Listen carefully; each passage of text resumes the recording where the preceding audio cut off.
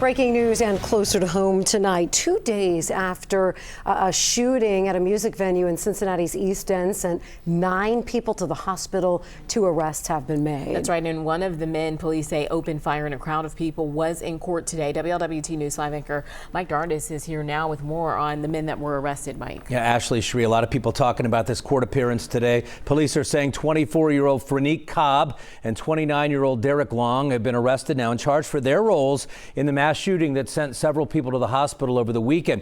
Both of them now also facing federal charges, we've learned. Federal prosecutors announcing that they're each charged now with illegally possessing a firearm or ammunition as convicted felons. So Cobb was in court today, charged with 1 count of felonious assault.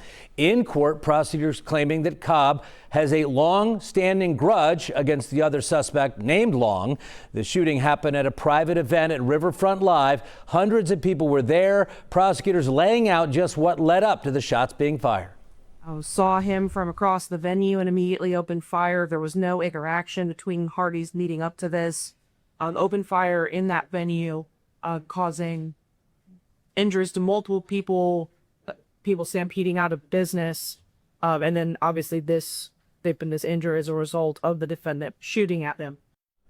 Well, another thing getting a lot of attention today, the judge setting Cobb's bond at only $50,000 despite a 2022 weapons conviction and, of course, the serious accusations related to the weekend mass shooting. So Cincinnati's Mayor Aftab Pureval calling it unacceptable. Earlier today, the mayor releasing this statement saying in part the decision to allow for the release of the accused is problematic and extremely concerning. The accused, after such a horrific event involving so many victims, should not be on the streets during the court process. By the way, our Brian Hamrick, he connected with the mayor, spoke one-on-one with Mayor Pureval, and we'll have much more on that coming up at 5 o'clock. Now, when it comes to the second suspect, 29-year-old Derek Long, federal prosecutors say he started just firing after Cobb shot at him and then fell to the ground. He is not yet booked into the Hamilton County Jail, but police say he has been arrested.